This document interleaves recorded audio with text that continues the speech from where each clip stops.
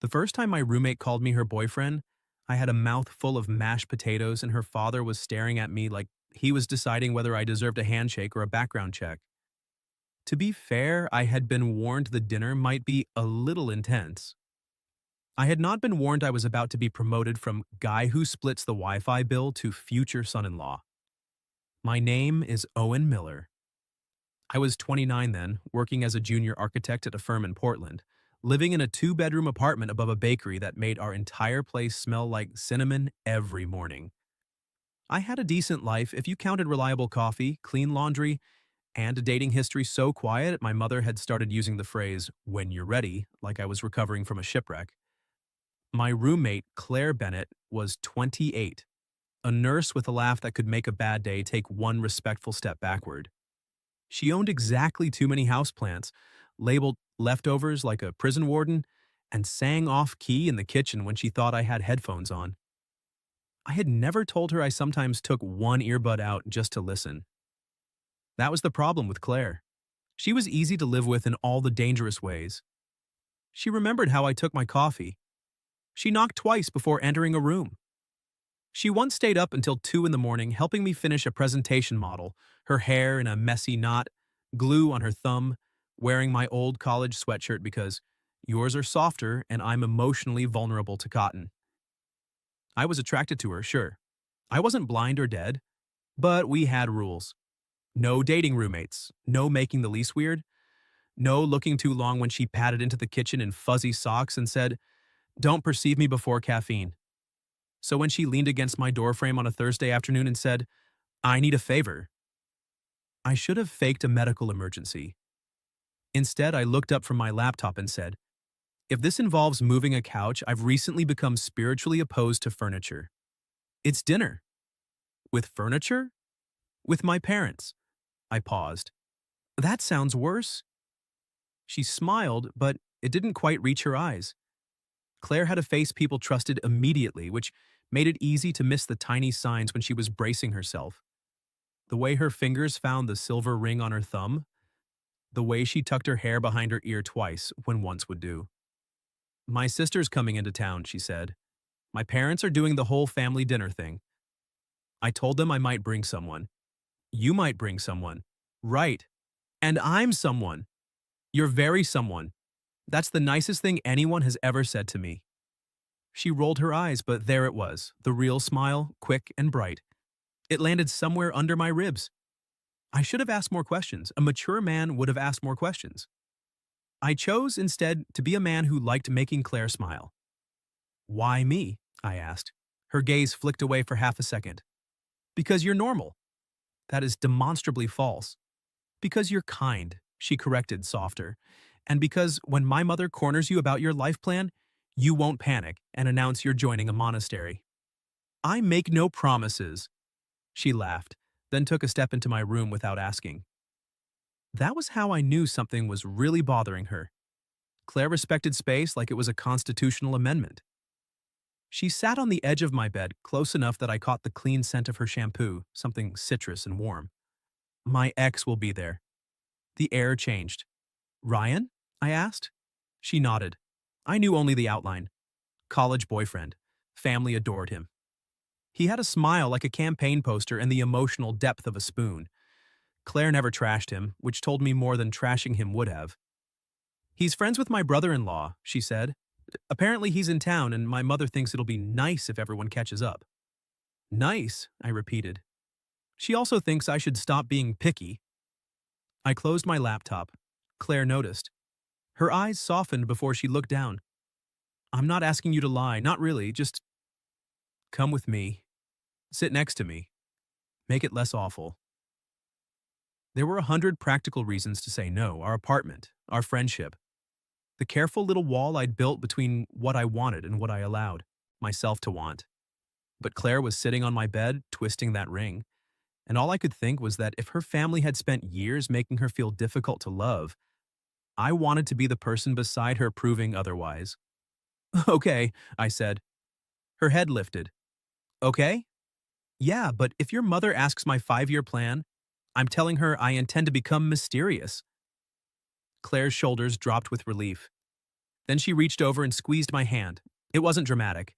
Just her fingers around mine for 2 seconds longer than necessary, long enough for both of us to notice. She let go first.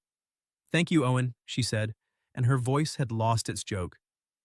That Saturday, she came out of her room wearing a green dress I had never seen before. I was in the kitchen trying to tie my tie without looking like I'd lost a fight with it. When I looked up, whatever joke I'd prepared disappeared. The dress was simple, knee-length, soft fabric, nothing flashy. But on Claire, it made the whole apartment seem underdressed. She stopped when she saw me staring. "What?" "Nothing." That was not a nothing face. It was an architect face. I was appreciating structure. She narrowed her eyes. "Of the dress?" "Among other things." The words slipped out before I could stop them. For one small second, Claire didn't move. Then color rose in her cheeks, and she walked over like she had decided not to let me escape my own sentence.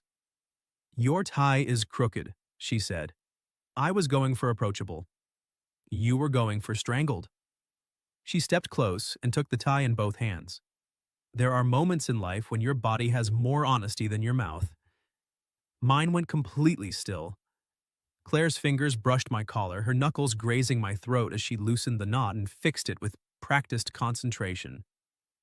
"You clean up well," she said, not looking at my eyes. "So do you." "I always clean up well." "You do," I said. That made her look up. The apartment was quiet except for traffic outside and the bakery downstairs closing for the day. We were standing close enough that I could see the tiny gold flecks in her hazel eyes. Close enough that, if either of us leaned in, the least would become the least of our problems. Then her phone buzzed on the counter. She stepped back too quickly. "My mom," she said, reading the screen. Her smile vanished. "She says Ryan is already there." I wanted to say something clever. I couldn't find it. Claire inhaled, squared her shoulders, and slipped her phone into her purse. "Ready?" "No," I said. "But I'm coming anyway." Her hand found mine by the door. This time she didn't let go in 2 seconds. At her parents' house, the windows glowed gold against the early evening. It was the kind of home that looked like people said grace before judging your career choices. Big porch, perfect wreath, 2 cars in the driveway that cost more than my student loans and had better posture. Claire paused at the walkway. "You don't have to do this," she said. "I'm already wearing the tie." "That's your reason?" "No, you are." Her eyes searched my face, and for a second the nervousness cracked open into something warmer. Something that made me wonder if maybe I hadn't been the only one pretending the apartment rules were enough. Then the front door swung open. A woman with Claire's eyes and a sharper smile called out, "There she is." Inside, the house smelled like roast chicken and expensive candles. Her mother hugged her first, then inspected me with cheerful precision. "And this must be Owen," she said. "Yes," Claire said. "Mom, this is Owen." Her father shook my hand. "Mark Bennett." "Owen Miller. Nice to meet you, sir." Ryan stood near the fireplace in a navy sweater, holding a glass of red wine like he'd been born in an advertisement. He smiled at Claire with too much familiarity. "Claire," he said, "you look beautiful." Her hand tightened around mine. I felt it before I understood it. Every face in the room turned toward our joined hands. Her mother blinked. Ryan's smile sharpened. And Claire, my plant-collecting, leftover labeling, off-key singing roommate, lifted her chin like she was stepping off a cliff. "This is my boyfriend," she said. "Owen." There are sentences that rearrange a room. Fire. "I'm pregnant." "This is my boyfriend." Claire's version landed like silverware dropped on marble. Her mother's smile froze, then thawed into something delighted and dangerous. "Boyfriend?" Ryan took a sip of wine. Claire's father looked at our joined hands, then at me, as if my handshake had neglected to mention a major plot point. I could have corrected her. In fact, every sensible part of my brain formed the words, "Actually, we're roommates and I'm here as emotional furniture." But Claire's thumb moved once across the back of my hand. Not pleading, not demanding, asking. So I smiled at her mother and said, "It's nice to finally meet you." Claire's fingers tightened again, but this time it felt less like panic, and more like a thank you she didn't dare say out loud. Well, her mother said, recovering with Olympic speed, this is a surprise. A good one, I hope, I said. Claire shot me a look. It clearly meant, you are enjoying this too much. My look back said, you started it, girlfriend. Her father cleared his throat. How long has this been going on? Claire opened her mouth. I beat her to it. Long enough to know she steals the blanket during movies and pretends she doesn't. Claire turned pink. That was the first lie I told that night. Technically, we had watched movies together. Technically, she did steal the blanket. Technically, I had spent 2 hours pretending not to notice her shoulder pressed against mine. The boyfriend part was still under review. Her mother pressed both hands to her chest. You two watch movies together? We live together, Mom, Claire said. The room went quiet again. Ryan coughed into his wine. I looked down at Claire. We were going to ease them into that part. Her mouth twitched. You were? I had a whole plan involving bread rolls and misdirection. And there it was. Her laugh. Small, startled, real. It loosened something in my chest. Dinner began with the intensity of a trial. Claire's sister, Megan, was openly fascinated. Her husband asked me about sports, which I handled by naming 3 teams and hoping none were fictional. Mrs. Bennet asked questions in a tone so sweet it should have come with a dental warning. So, Owen, she said while passing carrots, what do you do? I'm an architect. An architect, she repeated, approving a little despite herself. How interesting. Mostly I draw bathrooms that other people make less expensive. Claire snorted into her water. Ryan smiled. That firm downtown, right? Claire mentioned you once. Once. I should not have been pleased by that. I was pleased enough to be embarrassed. She mentions me? I asked Claire. Don't look so proud, she said. It was about the time you set off the smoke alarm making toast. Artisanal smoke. Black bread, Owen. Bold bread. Her father's mustache twitched. I chose to count it as a victory. For a while it worked. We became a team in the way people do when they're lying under pressure. Improvising, catching each other's cues, building a relationship out of crumbs and old habits. Claire knew how I took coffee. I knew she hated mushrooms but ate them if served because she had been raised to fear disappointing tableware. She brushed her knee against mine under the table, and every time my entire body remembered she was not actually mine. Then Ryan leaned back in his chair. So how did it happen? He asked. Claire stilled. How did what happen? Megan asked, delighted. Ryan's eyes stayed on Claire. The romance. Roommates to lovers. Sounds like a movie. I felt Claire withdraw without moving. Her smile remained, but something behind it went careful. I hated him a little for knowing exactly where to press. I put my fork down. Slowly. Everyone looked at me. I turned toward Claire because if I was going to lie, I wanted at least part of it to be true. It happened slowly, I said. I noticed little things first. That she talks to plants like they're difficult coworkers. That she pretends she doesn't like the corner brownie even though she always reaches for it. That when she comes home from a hard shift, she checks on everyone else before herself. Claire's eyes widened. My pulse did something stupid. And then one day, I continued quieter. I realized the best part of my day was hearing her key in the door. The table had gone silent. Claire was looking at me like I had taken the lie and turned it into something she didn't know how to hold. Maybe I had. Ryan's smile had disappeared. Mrs. Bennet dabbed at the corner of her eye. That is very sweet. It's also not how it happened, Claire said.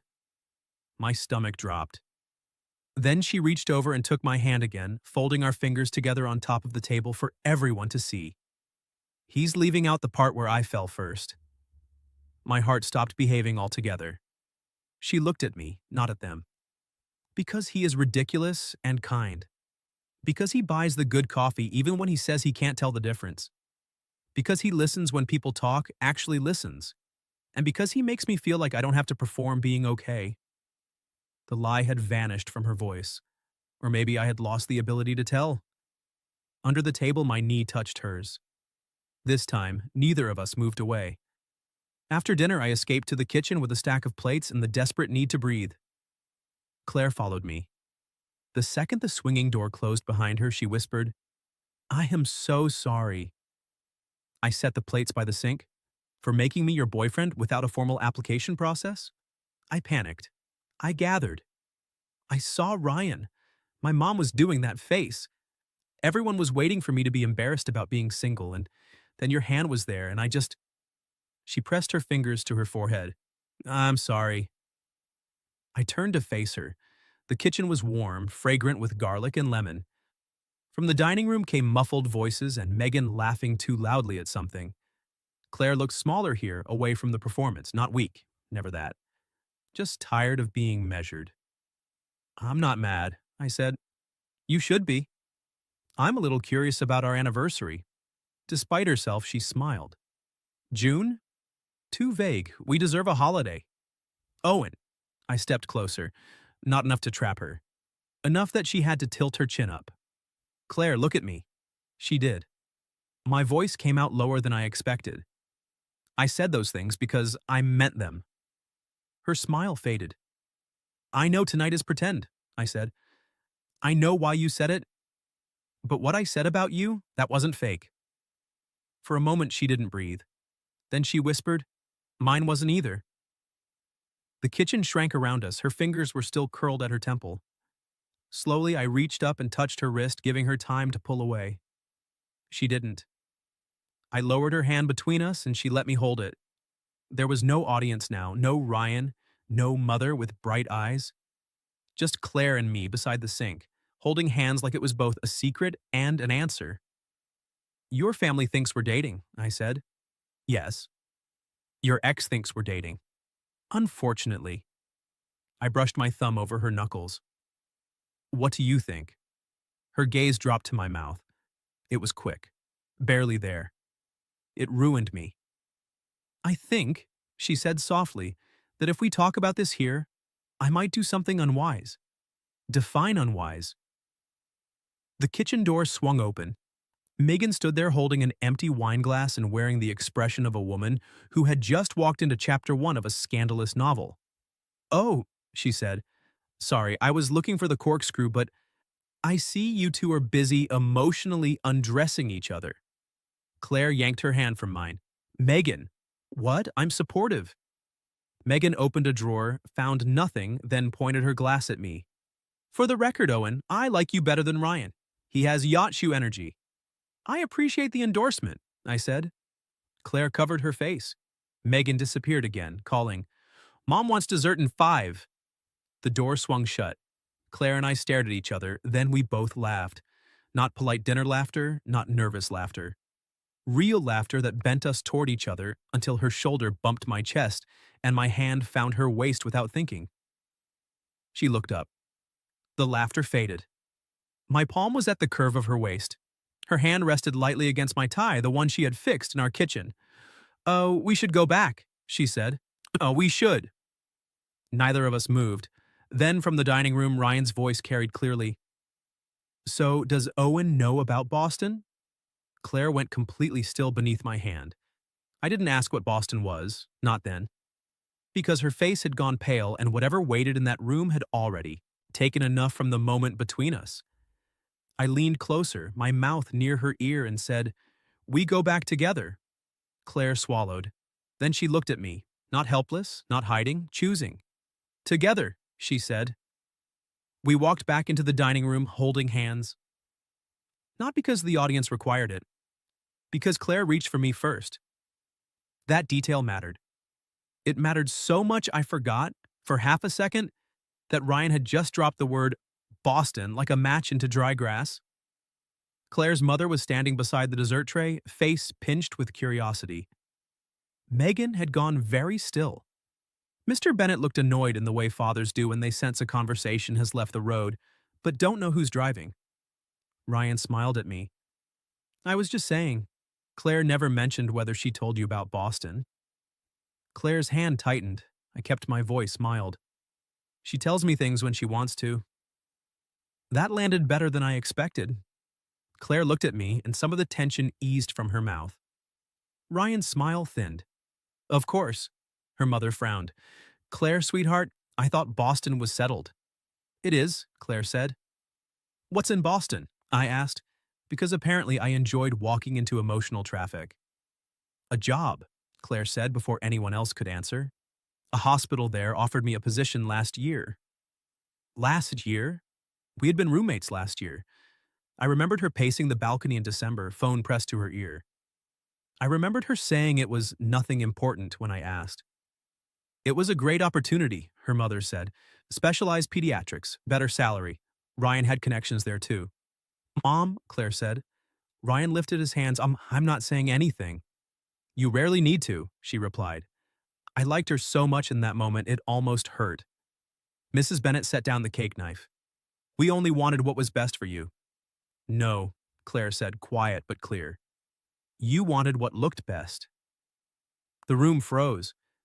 Claire's thumb moved against mine again, but this time it wasn't asking me to save her. It was anchoring herself. I didn't take Boston because I didn't want Boston, she said. I wanted my job here, my patients here, my life here. Her eyes flicked to me. My heart made one terrible, hopeful leap. And I was tired, she continued, of making decisions that sounded impressive to everyone except me. Nobody spoke. Then Megan raised her wineglass. Honestly, iconic. Megan, her mother hissed. What? She's right. Ryan stood. I think I should go. For once, nobody argued.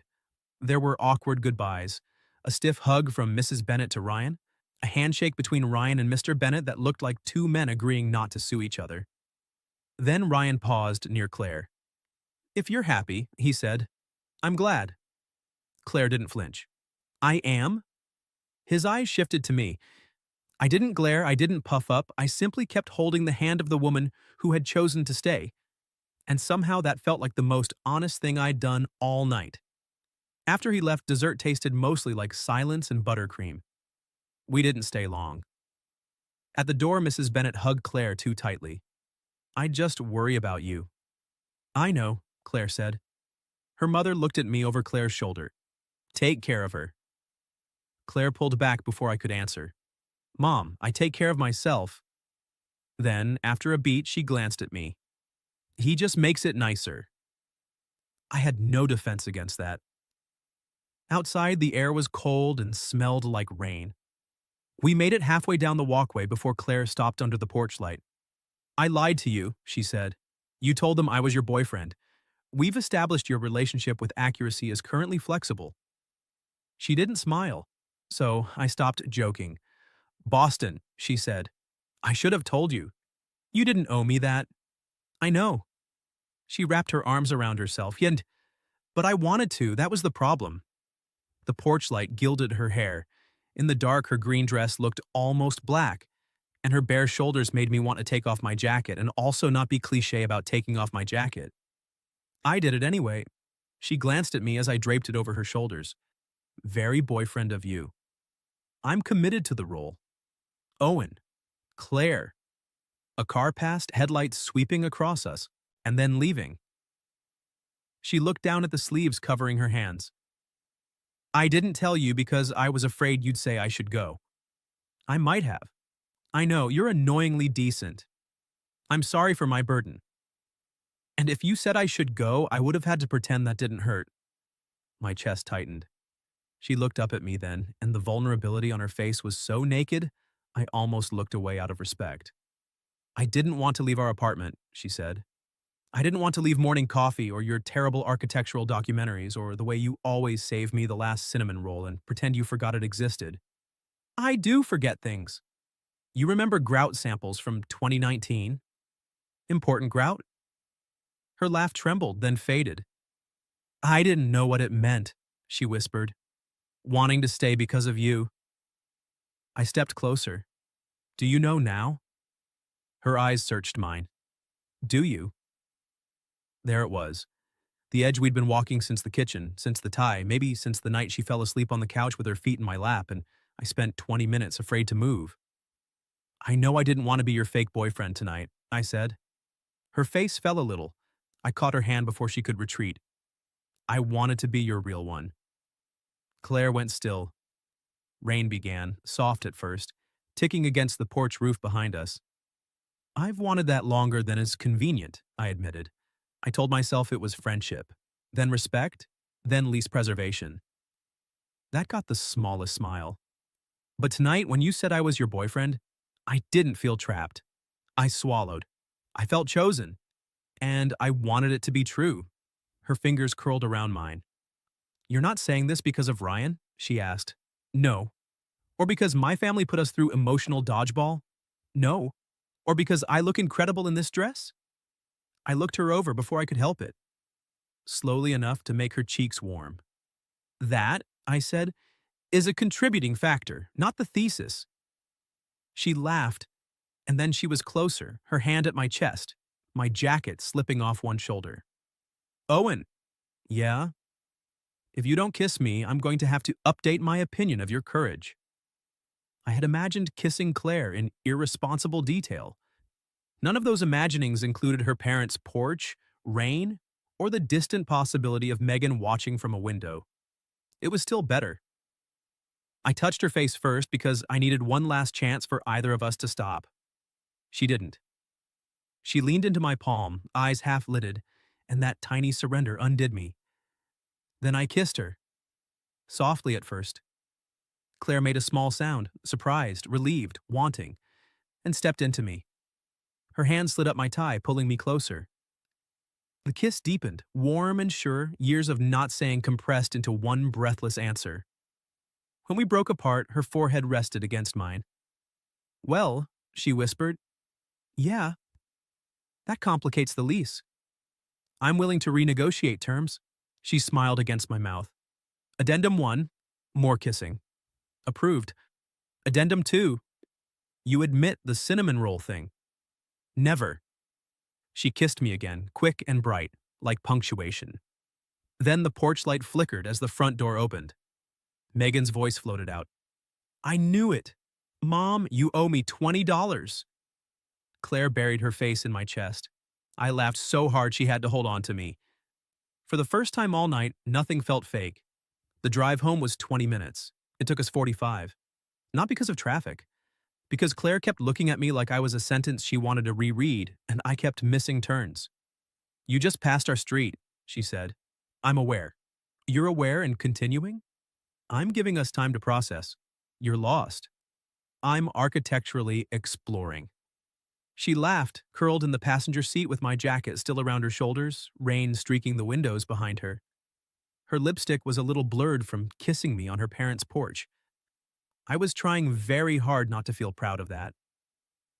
At a red light, she reached across the console and took my hand. Such a simple thing. Fingers lacing through mine. But it made the whole night shift from unbelievable to real. Are you panicking? She asked, internally, with structure and dignity. About us. I looked at her. A little. Her thumb brushed my knuckle. Me too. That should have scared me more. Instead, it made me feel like we were standing on the same ledge, looking down, laughing nervously, not quite ready to step back. When we finally got home, the apartment smelled faintly of cinnamon from the bakery below. Familiar. Safe. Different. Claire stood in the entryway in her green dress and my oversized jacket while I hung up my keys with the exaggerated care of a man afraid sudden movements might end the spell. So, she said. So. We kissed. We did. Twice? 3 times if we count the one Megan interrupted. I am absolutely counting that. I fought for that kiss. I smiled. You did challenge my courage. And you rose to the occasion. I'm glad my performance met expectations. Her eyes dropped to my mouth. Exceeded. The air warmed. I took one step toward her, then stopped. Claire. Yeah? I want to kiss you again. Her expression softened in a way that made the room tilt. But, I said, because apparently I had chosen this exact moment to become responsible, we live together. And I don't want tonight to turn into something we don't know how to handle tomorrow. She studied me. You're asking to slow down? I'm asking not to rush, just because I finally know what you taste like. Her cheeks went pink. That was unfairly effective wording. I'm suffering too. Claire slipped my jacket off and hung it over the back of a chair. Then she walked toward me, close enough that my heart started filing complaints. I don't want to rush either, she said. But I also don't want us to pretend this didn't happen because we're scared. No pretending, I said. Good. She lifted a hand and straightened my already straight tie, just like before dinner. Only now her fingers lingered, sliding down the silk until they rested against my chest. Then here's my proposal, she said. Tomorrow, you take me on a real date. I swallowed. A date. Yes, no parents, no Ryan, no fake anniversary. Just you and me trying to be normal about the fact that we've been emotionally married for 6 months. Emotionally married? You bought me a humidifier when I had bronchitis and read the instruction manual. It had settings. You named my fern when I was sad. Fernando needed identity. And you once told a delivery guy I was asleep because I didn't want to answer the door. That's basically a vow. She smiled. See? I leaned down until our foreheads touched. Tomorrow, real date. Her breath caught, but she didn't pull away. And tonight? Tonight I say goodnight like a gentleman. How disappointing. Deeply. Tragic, even. Historic. She laughed softly, then rose on her toes and kissed my cheek. Not my mouth. My cheek. Somehow it was worse. More intimate, almost. Tender in a way that promised patience. Good night, boyfriend, she whispered. I closed my eyes. You cannot just say that and walk away. But she did, smiling over her shoulder as she disappeared into her bedroom. I slept terribly. The next morning, I found her in the kitchen wearing flannel pajama pants, a tank top, and the expression of a woman who had been awake for a while thinking too much. Morning, I said. She handed me coffee. It was made exactly how I liked it. Morning, she said. We stood on opposite sides of the counter, both of us pretending not to notice that we were smiling like idiots. Then she said, I have concerns. I set down my mug. Okay. I don't want to become a story where we kiss, try dating, fail horribly, and then one of us has to move out and the other gets custody of the toaster. I would fight for the toaster. It browns evenly. I know. Her smile flickered, then faded. I'm serious. I know. I came around the counter but stopped a few feet away, letting her choose whether to close the distance. She did. I'm scared too, I said. But not of dating you. I'm scared of doing it badly, of losing what we already have because I want more. Her gaze softened. And I do want more, I added. I'm not confused about that. Claire's fingers found the hem of my t-shirt. I want more too. There it was again. No performance, no fake label, a choice. I touched her waist lightly. Then we go carefully. Rules? Probably. She nodded gravely. No kissing during arguments, just to win. That was on your list because you plan to use it. I'm charming under pressure. No pretending we're fine when we're not, I said. She nodded. No sacrificing the friendship to protect the romance. Meaning we still tell each other weird stuff. We still complain about dishes. We still sit on the couch in ugly socks. Your socks are ugly. Mine are whimsical. Your socks have raccoons eating pizza. Whimsical. She laughed and leaned into me, wrapping her arms around my middle. I held her. It was the first time all morning we were quiet, and it felt better than any plan. Her cheek rested against my chest. My hand moved over her back in slow circles. She fit against me with such alarming ease that I had to remind myself this was new. Except it wasn't. Not really. That afternoon I took her on our first date to the Saturday market by the river. It was ridiculous how nervous I was. I had seen this woman half asleep, feverish, furious at a broken vacuum, and once wearing a sheet mask that made her look like a haunted porcelain doll. Still, when she came out in jeans and a soft blue sweater, I forgot how pockets worked. She noticed. Architect face? Structural appreciation. Of the sweater? Among other things. She grinned. Good callback. We walked between stalls selling flowers, pottery, and tiny jars of honey. I bought her a paper cup of hot cider. She bought me a pin shaped like a disgruntled cat and said it matched my resting spreadsheet face. At a booth full of handmade jewelry, she tried on a thin silver bracelet. It looked delicate against her wrist. Pretty, I said. She put it back immediately. Too much. So I waited until she was distracted by a table of used books and bought it. When I fastened it around her wrist near the river, she stared at me. Owen, first date tax. You can't buy me jewelry on a first date? I checked. No police. Her eyes shimmered with something dangerously close to tears. It's too sweet. Do you hate it? No. Then accept my illegal bracelet. She laughed, but her voice was soft. Thank you. Then she kissed me there in public, beside the gray river, and a man playing violin badly enough to make pigeons reconsider music. It wasn't a porch kiss. It wasn't urgent or startled. It was a first date kiss. Chosen. Unhurried. Her hand slid into my coat. Mine cupped her jaw. The world narrowed to cider on her lips and the cold tip of her nose brushing mine when she smiled. I'm having a good date, she whispered. I'm a strong candidate for second date. Don't get cocky. I bought jewelry. I'm invested. She leaned her head on my shoulder as we watched the water. For the first time, I let myself imagine it openly. Claire at breakfast. Claire stealing blankets. Claire not as the almost I lived beside, but as the woman I got to love on purpose. Then her phone buzzed. She checked it, and her smile faltered. My mom wants brunch tomorrow, she said. With you? With us. I waited. Claire looked at the bracelet, then at me. She says she wants to apologize. That could have been a new storm. Instead, Claire tucked herself closer under my arm. Do we go? I asked. She looked up at me. Only if you want to, not as cover, not as a shield. I kissed her forehead. I'll go because I'm your boyfriend. Her smile returned, slow and real.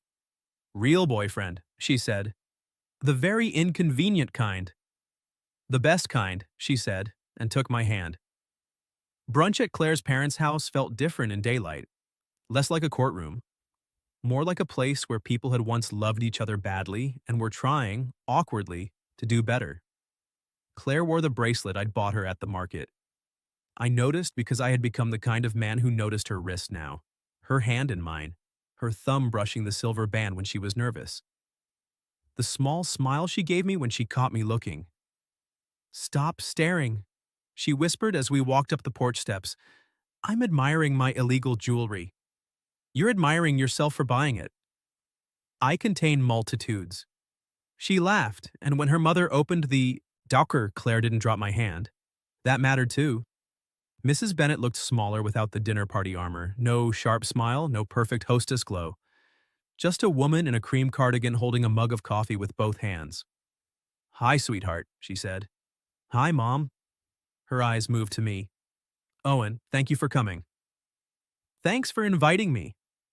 There was a second where nobody knew what to do.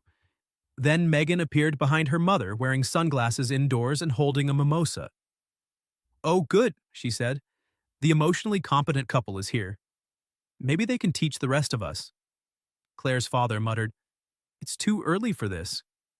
It is 11, Megan said. Exactly. The tension broke. We ate quiche and fruit salad around the kitchen table. No Ryan, no performance. Just Claire sitting beside me, her knee occasionally bumping mine like a secret hello. Halfway through, Mrs. Bennet set down her fork. Claire, she said, voice careful. I owe you an apology. Claire went still. I kept my hand resting open on my thigh, not reaching for her unless she wanted me to. She did. Her fingers slipped into mine under the table. Mrs. Bennet's eyes flicked down, saw it, and softened. I pushed too hard, she said, about Boston, about Ryan, about what I thought your life should look like. I told myself it was because I wanted you to be happy, but I think... She swallowed. I think I wanted to stop worrying by arranging everything into a shape I understood. Claire's grip tightened. I'm sorry, her mother said. You are not difficult to love. I'm sorry if I ever made you feel that way. Claire looked down. For a moment, all I could hear was the clock on the wall and Megan sniffling aggressively into a napkin. Then Claire said, Thank you. Her voice was thin but steady. And for the record, Mrs. Bennet added, glancing at me, I like this shape better. Megan lifted her glass. To Owen's shape. Megan, three people said at once. I nearly choked on orange juice. Claire leaned into my shoulder, shaking with silent laughter, and I kissed the top of her head because I could.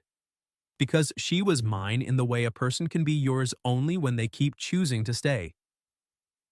After brunch, her father cornered me in the backyard. I expected the shovel talk. Instead, he handed me a rake. Leaves, he said. Manual labor as interrogation. He gave me a look. You always narrate? Only when afraid. His mouth twitched. We raked in silence for 3 minutes before he said, She seems happy. I looked that through the window. Claire was in the kitchen with her mother and Megan, laughing at something, sunlight catching on the bracelet at her wrist. She makes me happy, I said. That wasn't what I asked. I know. He studied me, then nodded once. Good answer. From inside, Claire looked out and caught me watching her. She smiled like she knew exactly where my heart had gone and had decided to keep it somewhere safe. I smiled back. A year after that night, we still lived above the bakery. For 6 months, we kept both bedrooms because we were cautious and mature, and also because Claire claimed my closet organization was a cry for help. Then, one rainy weekend, we rearranged the whole apartment. Her plants moved into my room. My drafting table moved into hers. Our books mixed on the shelves with no regard for genre or emotional preparedness. We kept the second bedroom as an office, though Claire called it the room where your tiny building models go to feel important. I called it our West Wing. She called me insufferable. Then she kissed me against the doorframe, so I didn't file a complaint. By the following spring, we had our own rituals. Saturday market dates when we bought cider and pretended not to judge the bad violinist. Movie nights where she stole the blanket and I let her because being right was less important than having her feet tucked under my leg. Coffee every morning, hers with too much oat milk, mine exactly the way she made it before I remembered to ask. And once a month, dinner with her family, where her mother no longer asked about 5-year plans and Megan still introduced me as the fake boyfriend who unionized. Ryan became a footnote. Boston became a word Claire could say without shrinking. And me? I stopped pretending that wanting more was the same as risking everything. One evening in June, almost exactly a year after Claire had invented our relationship in front of a roast chicken, I came home to find her on the balcony with Fernando the Fern, 2 glasses of wine, and a suspiciously nervous expression. Should I be worried? I asked. That depends. On whether you're still spiritually opposed to furniture. I looked past her. There, squeezed into the corner of our tiny balcony, was a small wooden bench. New. Beautiful. Exactly the kind I had once sketched on a napkin and forgotten about. You made this? I asked. With help from your dad and 3 online tutorials narrated by men who fear emotion. I ran my hand over the smooth armrest. Claire. She bit her lip. I wanted us to have somewhere to sit. Outside. Together. Without using the folding chair that tries to murder guests. I turned toward her. The sun was setting behind the rooftops, turning the bakery windows gold. Her hair moved in the warm breeze. The bracelet still circled her wrist, bright against her skin. You built us a bench, I said. I did. That's very girlfriend of you. She stepped closer. Good thing I got promoted. 2? She pulled a key from her pocket. Not a new apartment key, ours, but on the ring was a tiny metal charm shaped like a house. 2 permanent, she said softly, if you want. My throat tightened. I thought about the night she'd stood in front of her family and called me her boyfriend before either of us was brave enough to say we wanted it. I thought about every almost that had led us here.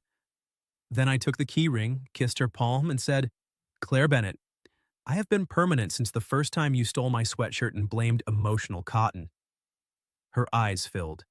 You're ridiculous, she whispered. You're home, I said. She kissed me then, smiling and crying a little, her hands in my hair, my arms around her waist. Behind us, the city hummed. Below us, the bakery ovens warmed for morning. Beside us, Fernando leaned dramatically in the breeze. And on the little bench she built for us, we sat